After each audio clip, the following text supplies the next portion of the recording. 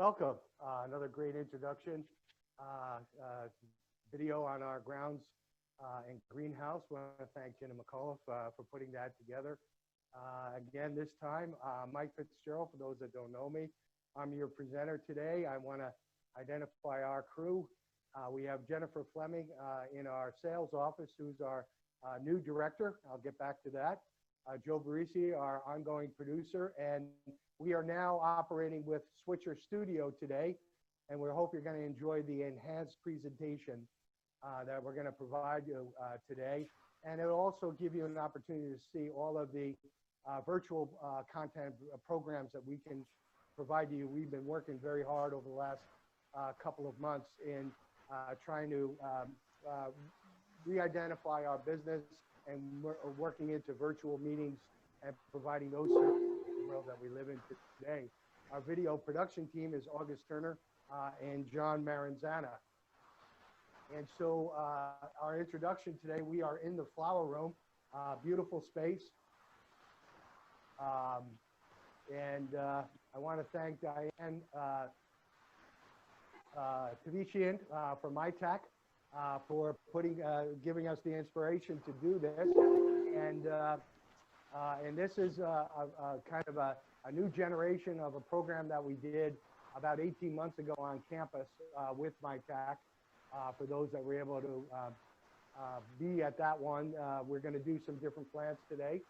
I do have a special announcement. Our director, Amy Rodriguez, had a wonderful baby daughter, Lucy, last week. So she is out on maternity leave, and she has passed the baton on to Jennifer, who has done a really outstanding job in coaching me through this new program and the new setup.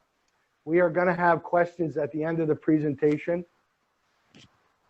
Oh, I've been told that I'm not loud enough. If you can imagine, that's shocking, but I wanted to follow the right protocols. But now we have it. My mask, unfortunately, was blocking some of the sound. So hopefully that's all corrected. And we're going to allow questions. So please send your questions in via chat, and we'll have Jennifer forward those off to me, and we'll answer all of your questions. To give a quick overview of today's presentation, we're going to give you a little bit of history. We're going to talk about the environmental as well as the health benefits that houseplants provide, and how to maintaining and nurturing your plants. And we're going to give you a variety of those easy to the more exotic, and not necessarily in that order.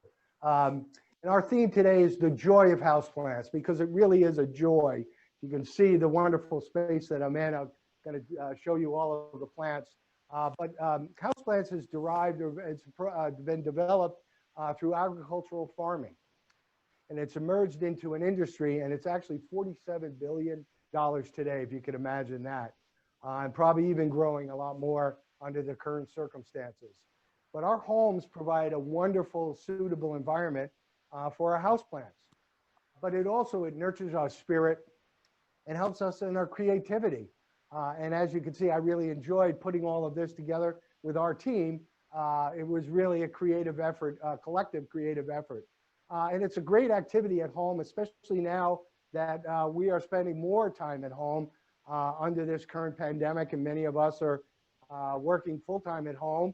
And so it's a great diversion or ability to,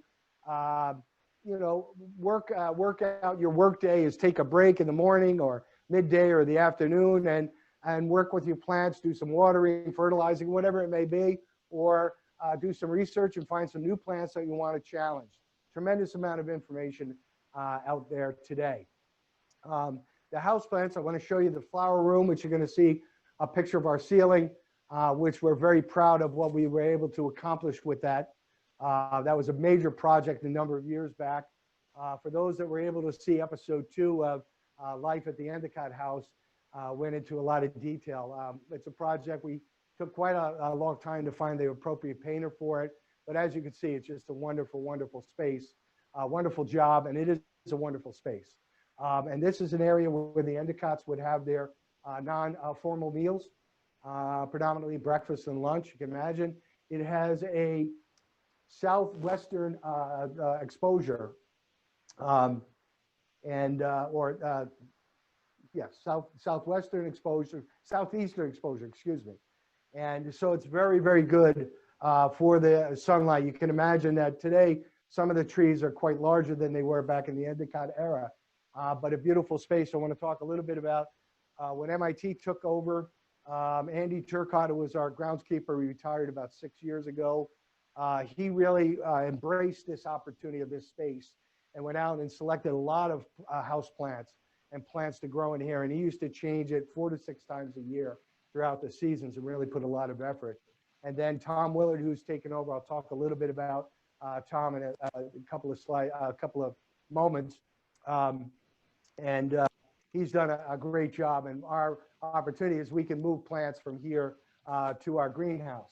So this is a Trinetti plant, the one over here. It isn't actually a Schefflera plant. There are many, many varieties of Scheffleras. And this is a split leaf, what is called a split leaf philodendron. I also have another philodendron I'll show. And this is a Croton Petra.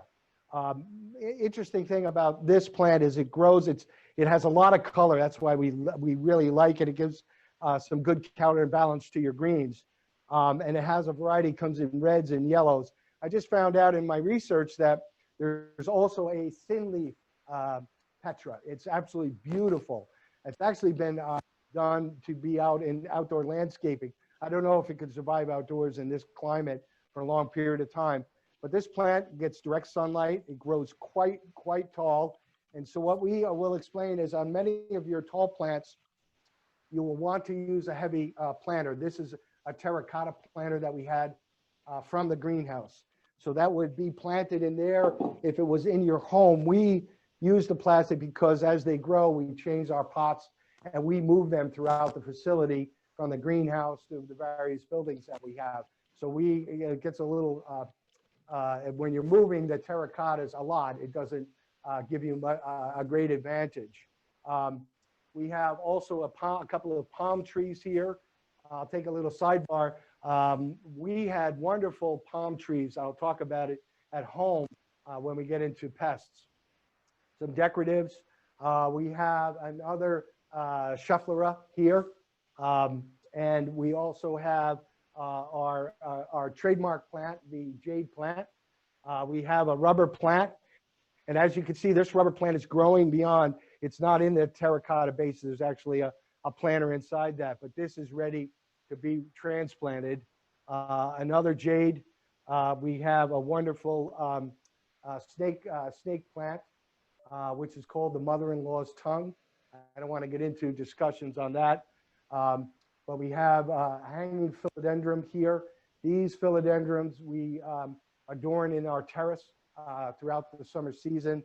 And they beautifully hang. For those that really want to be adventurous and have a place they could do a wall mount hanger or a freestanding hanger, it just adds a lot of character and ambiance to your house.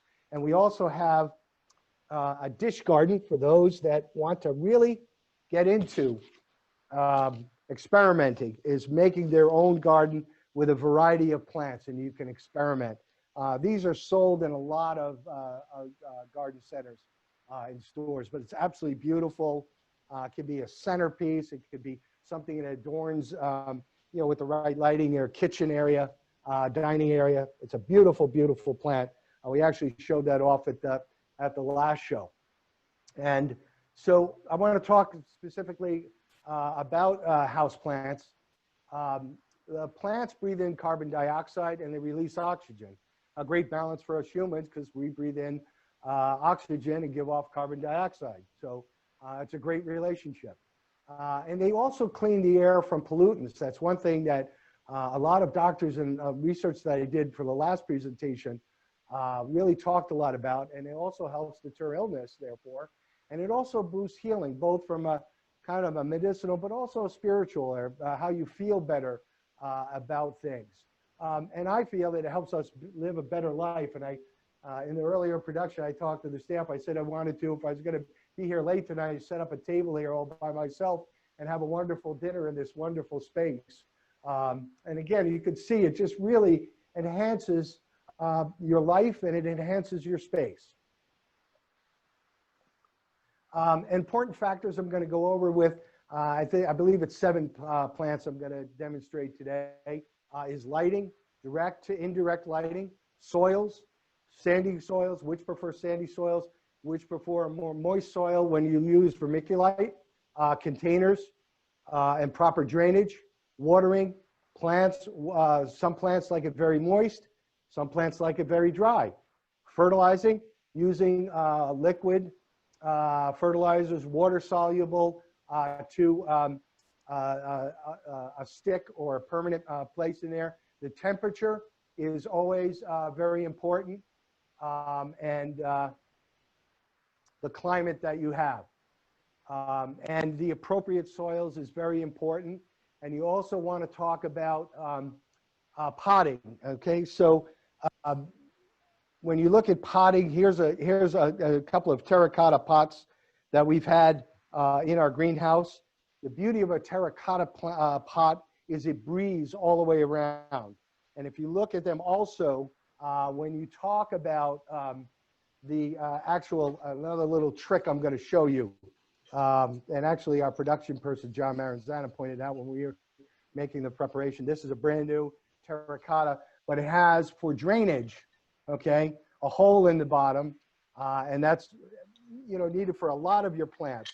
But a little trick is you take some of your old chips and put it down at the bottom, not to cover the hole, but to kind of be over it in a curved nature, so the soil, when you plant it in there, doesn't fall all the way through. But also it's very important to have trays. And here we have an example of a terracotta tray that would fit underneath. That's a little too small for that particular one. That would be much more appropriate for this one here, so to speak. So you have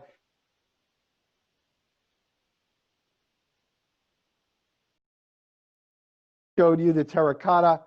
This is a very simple plastic tray, and then a larger, much ornate tray. When I talked about the geranium plant, that would be something I would want to have a tray on. And I do want to digress a little bit. When I talk about the large plants and heavy, is you would want to have them on wheels. You can buy these at many of the local garden stores, home stores, and so on. So can help you being able to move them. And I'll talk about when we get a little bit more into the lighting. But also, in mine, I just grabbed from our garage a plastic plate and an old dinner plate or dessert plate we had that we use on some of our various plants. So you could go from very high-end look, or you could go to very eclectic. And again, it's always good to have a watering can. This is our watering can. We actually have 2 in our house. So we have them strategically located. And then also for us learning and growing, gaining knowledge is a water meter. It's going to give you light.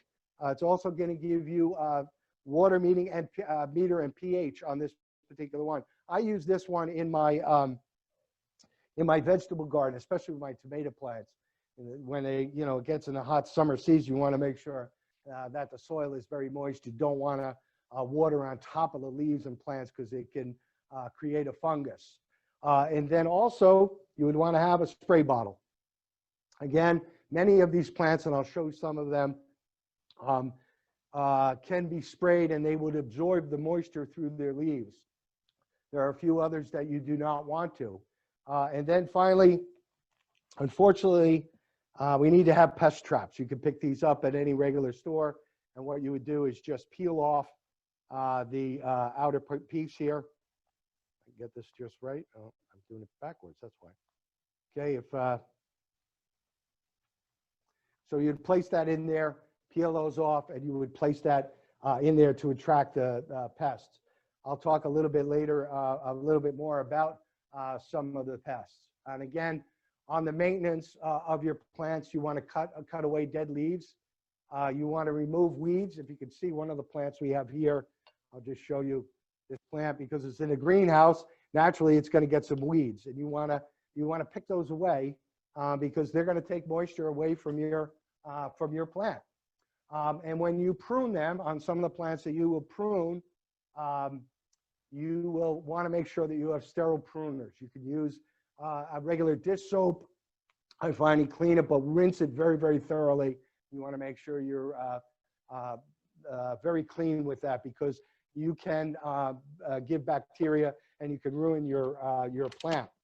And so, moving around, I want to talk a little bit about fertilizers. You can go from a liquid fertilizer to a water soluble, Miracle-Gro is our example, all the way to sticks.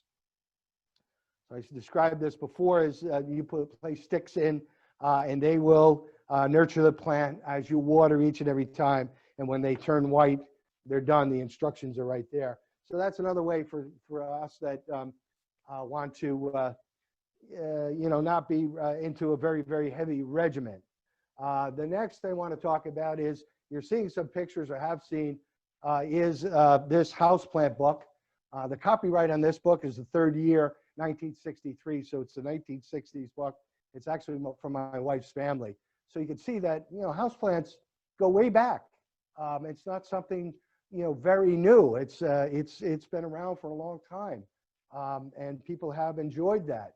And then also we have, and I'll get back to Tom. So when Tom took over, one of our older greenhouse gardeners, been with us, retired 40 years, and Tom was very nervous about taking over for Andy. And so he gave this, he said, Tom, I want you to have this.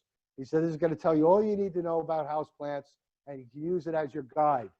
And it's got the thumbs up. It tells you how to water, the amount of sunlight, how difficult it is to grow and maintain. So it's a great, great tool. I had to really pressure Tom in order for him to let me have that, because it's very close to him, both for sentimental reasons and also for his ability to make sure he maintains all of our plants. So today we're going to discuss our plants today. We're going to go with a crispy wave, a cactus, otherwise known as a Christmas cactus, the philodendron, a bromelade, an aloe plant, a peace lily, a money tree, and for those with real dark areas, an air plant, which I'm going to get into a little bit. I found a lot of interesting things about the air plant. So in talking about the crispy wave, I will bring that in right here. Okay. So one of the things I have, again, to demonstrate, is this pot doesn't have any drainage. So this would not be the best pot for this, because it is a plant that needs to be well drained and its soil kept moist.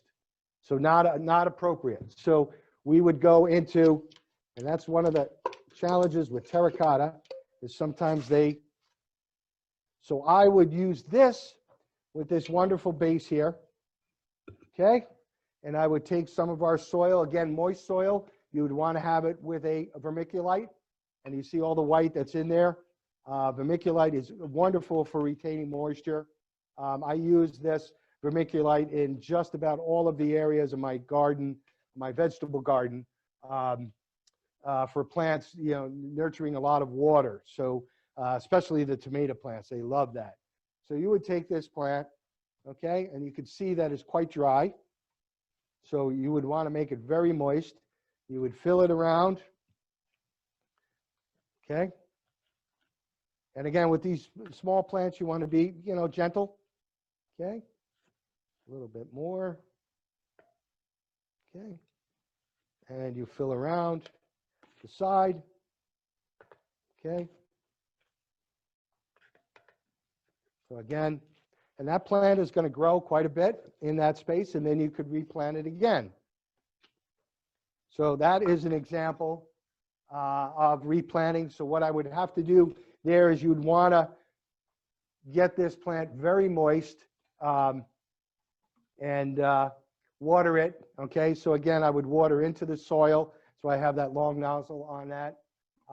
And you would want to have that in indirect sunlight. You don't want direct sunlight on. Ferns are not, the species of ferns are not do very well in direct sunlight.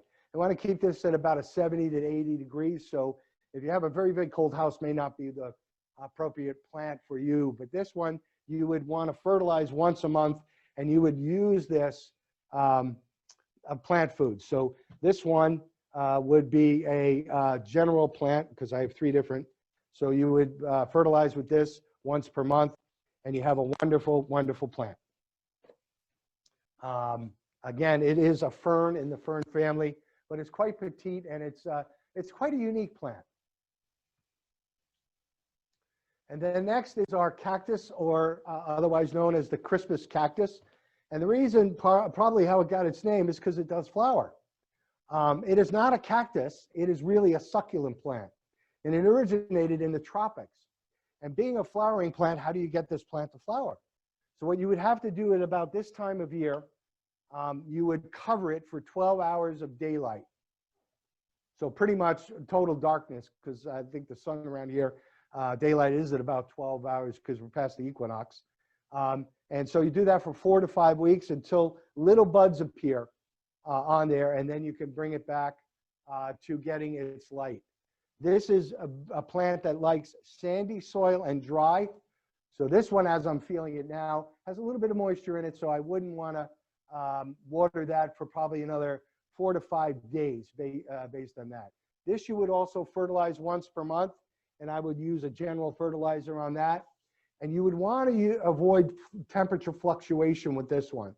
And I'm going to talk about temperature a little further on, but this one is a little bit more concerned about temperature fluctuation. But it's a beautiful plant. It's sold quite a bit during the holiday season, naturally, when it flowers. But you can have it continue to flower, and this can last for you a number of years. This one, just to give you an example, is just about ready for, I would pot this one in a little bit bigger pot. So I would move this, if it was my personal plant, into that. And again, being a heavy plant, you may want to have a little bit heavier base. Our next plant is the rhododendrons, okay? So this is our rhododendron on the hanger, as I explained before. Oh no, philodendron, I'm sorry. Well, I got rhododendron in my head. I apologize, folks. So we have a philodendron, and we have one out front here. And again, it's one of the easiest house plants to grow. As you can see, it's beautiful. These have been with us for quite a long time. And you water them when the top of the soil is to be dry. So feeling this one, I can feel that this one's probably ready to be watered again. And again, being in our greenhouse, you see that we have a variety of weeds in here that we want to clean out from that. Wilting leaves on this will identify the fact that you are overwatering or watering not enough. So it's a plant that can talk to you about its condition. And it likes bright indirect light. So having it here in this corner would be very good. They flourish quite well underneath our terrace, which is getting no direct light at all. Again, that plant you would fertilize about once per month. The most easiest plant you'd ever want to get. Now here we're getting into a little bit more complexity. And here's another example of a plastic tray. Okay, so I have this bromeliad. Okay, it's a flowering plant. It comes in a variety of reds and yellow hues. The unfortunate thing about this plant, it flowers only once, and that's the unfortunate side of it. But it will last for quite a long time. But the flowering will stay for quite a while. You want to keep this one in a more warm, humid place. It does not like dry areas, and it requires good drainage. Again, this plant, if I could show you on the camera, okay, it has a hole. So this pot, it would be well, have a little tray underneath it, and you would water the soil only on this one. So this is a plant that you're not going to spray, and I'm going to get into dusting later on. So this would be the example or the exception that proves the rule. So that's why I have this wonderful nozzle. Again, you can direct your watering right to where you want it to be. Very, very nice piece with house plants. We actually have 2, if I didn't say that earlier, in our home. The next one is one that a lot of people love, is our aloe vera plant. And this one requires a sandy soil mix. So you're not going to want vermiculite. So this is going to be, you're not going to water very often. I would water this every week to 10 days, and you don't want to overwater. Bright sun is best, but it will adapt to a variety of light levels. So again, this one can be on a shelf, getting some direct sun throughout the day.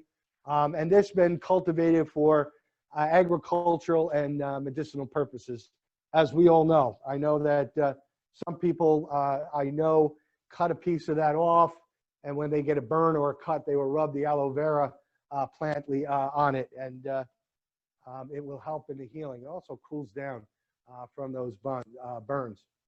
Another plant, which is another big staple, and again, this is a flowering plant, so very, very popular, peace lily, and it has a lot of great symbolism to it. So as you can see right here, we have a flower budding. When you water this, you want to allow it to dry out between watering. So you would want to feel the top and feel the bottom, okay? Because you want to have drainage. Feel underneath to see that it's dry and it's time to water. And this one is one that likes the vermiculite and likes that soil. So when you water it, it'll capture and retain some of that moisture. And this plant also great purposes. It removes a number of noxious compounds within the air. So again, a beautiful plant, but also one that serves a great purpose. And moving us along here is the money tree. You don't get money from it, as I was asked, but this is the money tree. It's quite a popular tree.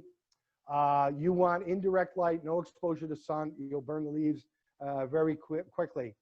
This one is a deep but infrequent watering. So about every 2 weeks, when it says deep, and I have a couple of oregano plants that I have at my house that I do deep watering. So you would water this all the way through until the water came out into your tray underneath, where I left that tray. So we'll use this tray here. So you would have a tray underneath it, and you would see the water collected here, and then you could dump the water and then allow it to dry down. I would avoid with this one a lot of plastic containers. So this one is one we purchased for this to demonstrate. We have some very large ones. So again, our guys are going to repot this and get it into a more suitable planter such as this. And again, we have to have drainage because this one doesn't have drainage. If you look at another plant, this one does have drainage. And at home, my wife had a number of nice pottery pieces that she had with no drainage. And so she asked me if I could get drainage. And so I drilled them with a concrete drill, cement drill bit, and it went right through and created the drainage. You could do that with this ceramic one as well. So that's what I would. These ones that we use here, we use pretty much for flowers that adorn the table. So a little different purpose, but you can convert those. And again, spray shower these items. So again, the leaves can enjoy some wonderful, because it'll allow it to breathe. And most of the plants that you get today with this one are braided. It's kind of the style of today. You would fertilize this once per month with a water soluble, like a Miracle Grow. Those, I'm not advertising Miracle Grow, it's just what was readily available at the store. But there's a variety of brands, and you can use whichever one you have. And also, what I do is I have another watering can during the season. I always keep with it, it already mixed, so it's already been solidified or liquefied rather, and so I can go around the patio and so on and so forth and quickly do that. And again, this plant, again, there's for good fortune. I said I was going to get back. Should be grown in the southeast of your home. It provides great karma.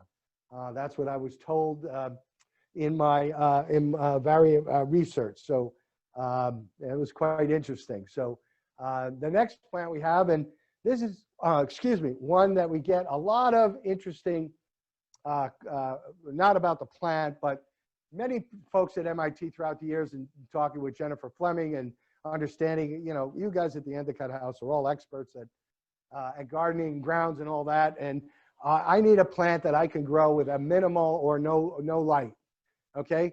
So there are air plants. I want to share with you, there are 650 species of air plants. Many of them will last months to years. This plant you would soak, so immerse it into water about every 2 weeks, but you want to dry it completely, dry the base. It will take bright indirect sunlight or very limited sunlight. It's an excellent office plant, and you can also substitute some fluorescent lighting or some LED if you had it in your office. And it uses its unique leaf structure for gaining its moisture. But again, you don't want to leave it wet on a cereal.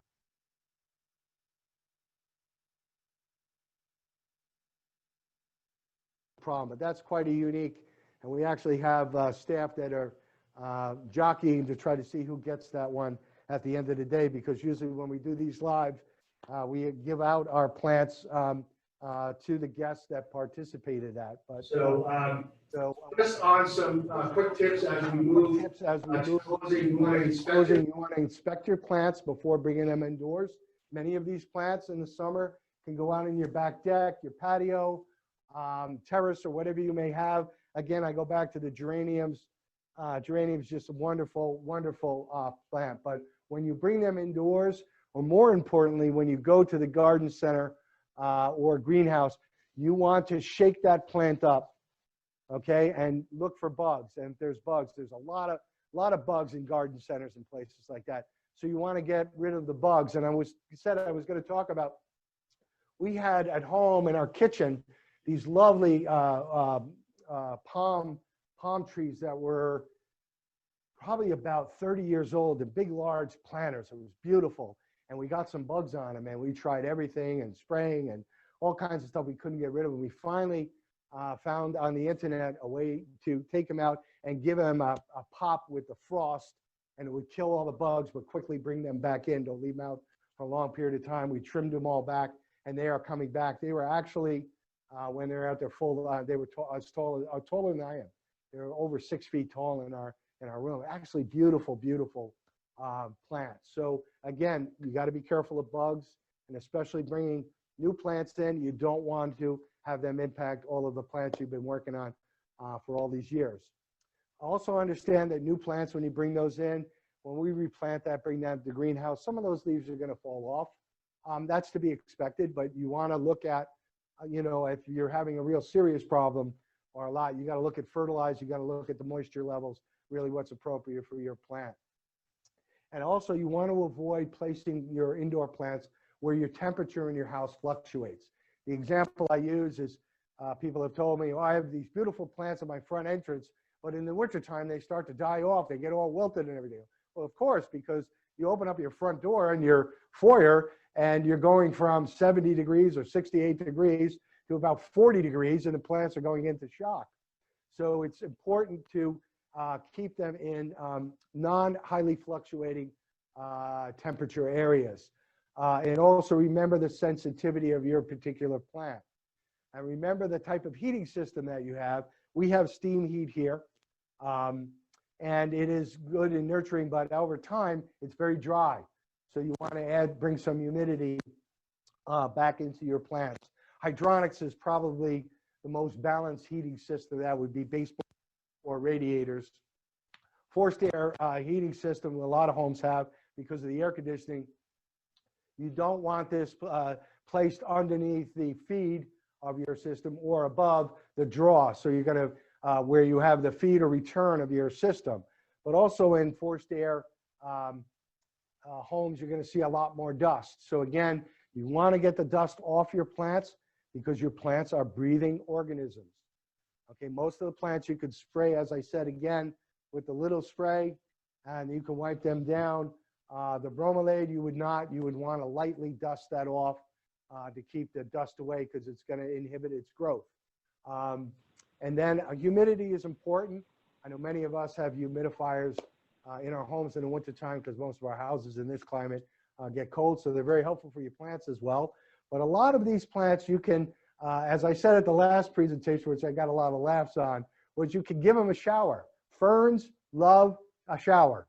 So you can put them in your bathtub and turn the water on at the right temperature and give them a little shower. Some of the Scheffleras, you could do that as well. The big carry into the shower, but again, you can get some moisture in there, or you can get them in and give them a sauna. So you can put them in your bath area, turn the water on, get a high shower going for about 10 minutes, get a lot of steam in there, and it's good for nurturing your plants. So they're just like humans; they need a fair amount of nurturing and need to be fed, whether it's fertilizer or watering, in order to stay healthy. But as you can see, it's just a wonderful, wonderful activity for us to have and the opportunity. And with that, I will take questions. Okay, thanks, Mike. We have somebody who has discovered soft scale on some of her plants. Do you have any advice? okay, so soft scale on your plants. I don't want to give specific advice, but I would look up on the internet soft scale with house plants, and it will give you some directions on how to do that. It's going to depending upon the plant that you have. But scaling is, I believe it's a form of fungus that you have on there. So again, I would want to take that plant and segregate it in a space from the other plants so you don't have that spreading around. But the internet would be good. There's a lot of non-chemical remedies that I would suggest. I try very much to stay away from chemicals. Yes, there is an oil for that. Okay, right. I do have another question. Yes, we have more than that. Someone's aloe vera plant is not growing vertically or standing up like ours. It's growing horizontally. Do you have any advice for that? Okay, so what is the depth? The question I would ask on the aloe vera with that, okay, is what is the depth of your pot? You would want a deeper pot. You're going to promote stronger roots, but yeah, as they grow, as you can see here, we're starting to get a little droopy here.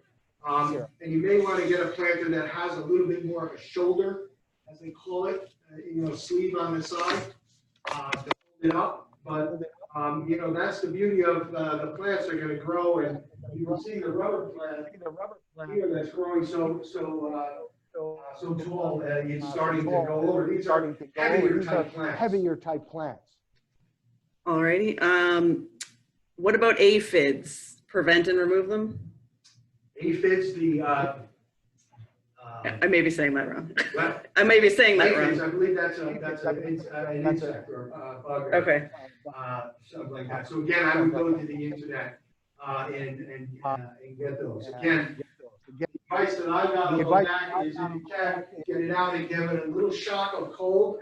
Again, you don't want to do that constantly with your plant, but if you get into a temperature where you knock out the bugs, can be beneficial. But again, the internet would be a great source. See, again, these aphids, I believe also, and I will check with Tom, and if we can keep that person's name, we can have Tom. He's a better expert at this than I am. But again, these traps will grab, I believe, aphids. If I am correct. So again, these are very beneficial. Again, once you get a variety of bugs out there, you got to throw it away. But you can get these at any store. We have those, if you can see some of the photos or videos, we have these throughout the entire greenhouse because we attract a lot of bugs with the greenhouse operation we have. Any other questions? Yep. Oh, good. The best growing environment or watering recommendations for African violets. And do you know how often they bloom? Yeah, that's a little bit beyond my scale. So that, and we were talking about what was it?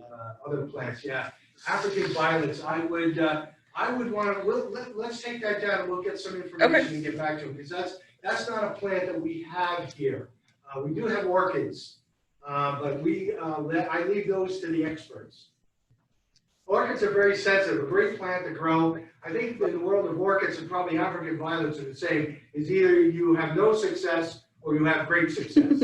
It's kind of like no middle way, whereas many of these greens, you can have some success. But we'll get back to you on that one. So someone suggested dish soap and water combo kills off aphids without any chemical. Absolutely, absolutely. That is correct. That is correct. So also, we have a solution that is electrolyzed water. So the sanitizer that we have at the lower pH would be, you want to gingerly do that. But yes, dish soap, yes, that's a very good point. I give that chatter, is that the right term? You call them chatters? That chatter that brought that up is very much a dish soap. We use it, you reminded me, in our driveway, we have a gravel driveway, we get a lot of weeds in there, and we use, and I don't promote a brand, but apparently Dawn is a great remover for mold on your roof, and you use a mixture, it's on the internet, you mix that with something else, maybe baking soda, I believe, or something, and water, and that's a natural killer. But you want to make sure when you use dish soap, you got to keep it at a very minimal amount, because again, you're going to soap up your plant, you're going to smother the leaves. But yes, that was a perfect answer. Another collaboration. I do have this, I know you know about, the jade plants. This person feels they either overwater it or they don't give it enough. It's hard to tell. Okay, so the jade plants, if you go down to the greenhouse, which you don't see in the video, is we have instructions to everybody not to water. You want to water a jade plant very, very minimally. And again, you just got to look at the bottom of the soil, if you can feel underneath, or if you can get your finger down in there. You want to keep it just above being dry.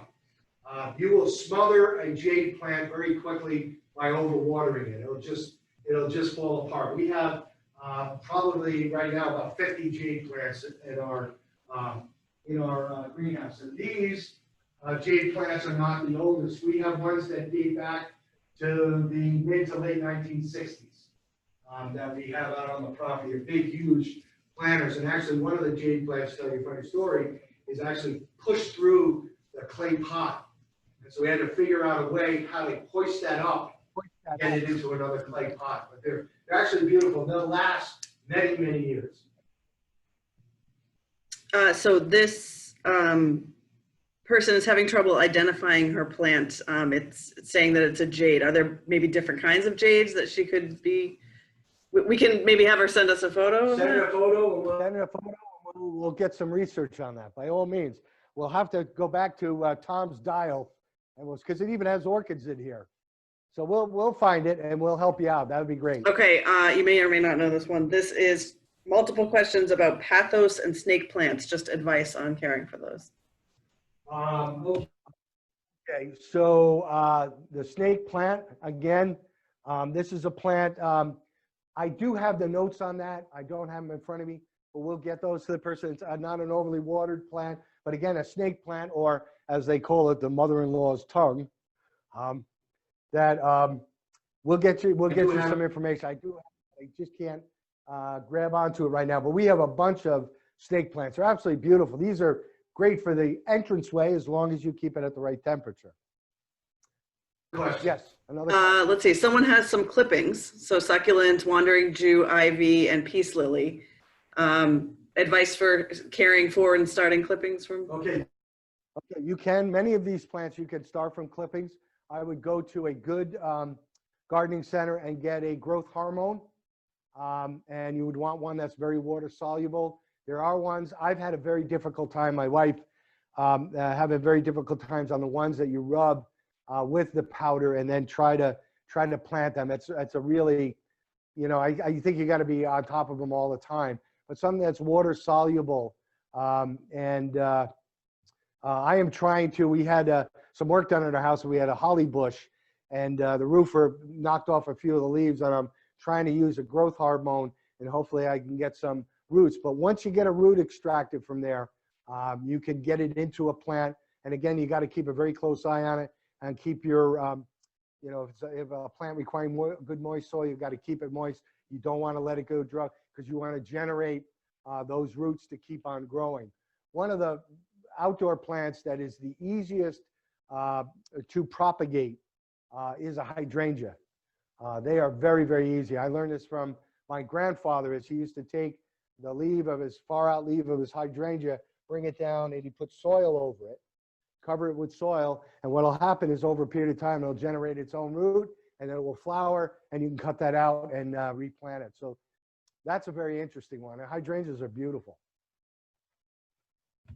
I think that's it. I know the woman trying to identify the jade plant that she has, I can email her. Okay. Yeah, and I've got Okay, the names of some of the other Right, people and- with questions. Right. Any And if, questions that come any up, questions you can that come please up, email. you could please email Jennifer Fleming, and we'll be happy to share that. Unfortunately, under the current situation, we're not all able to be together, but we're going to work on this virtual world and stay in contact and working with all of our family and friends at MIT, and that we will have a variety of shows coming up. We actually have, I think our next MyTac is Comfort Cooking in January. I don't have the date in front of my, and then we're going to have gardening, which I'll be back again if everybody would like me to come back, to do starting up your garden. Those are all listed on our website, so we encourage you to get there.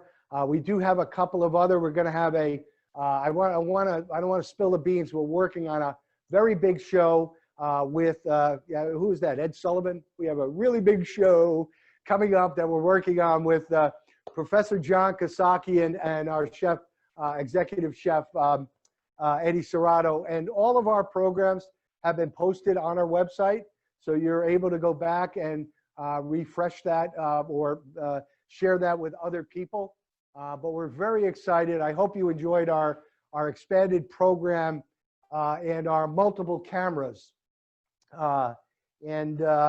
Hopefully that we're going to continue to have that grow, but really show you when we get into our kitchen and we do our really big show, we're going to have multiple cameras in multiple locations. So we're really expanding. And also in closing, I want to tell you October 22nd is the final, possibly the final episode of Life in the Endicott House. It's our final episode. We're going to get into the attic and all of the areas behind the scenes and also some of the gardens and grounds. So our next talk is Garden Talk. I'm being given some information. Jennifer, can you help me with that one?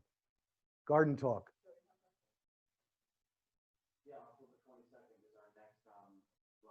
Right, it's a live show, which I already said, Joe, is the epilogue of Gardens, grounds, and hidden features. right, but that's the epilogue to the story of the house. Yeah, it might be a little misleading. I got you there. But we're going to explore the gardens, grounds, and the back of the house at the Endicott House. I wouldn't mind doing another one. So if Diane is happy enough to let us come back, I'll do it. So with all that, I want to thank everybody very much for joining. I hope you learned some things. I appreciate the sharing of things because I learned a little bit. I did a lot of research. We're not the ultimate experts, but I think we have a great array. And okay, Joe, can we call down and maybe we can have dinner served up here tonight? But with that, I thank you all very much and have a great day, and we will see you soon.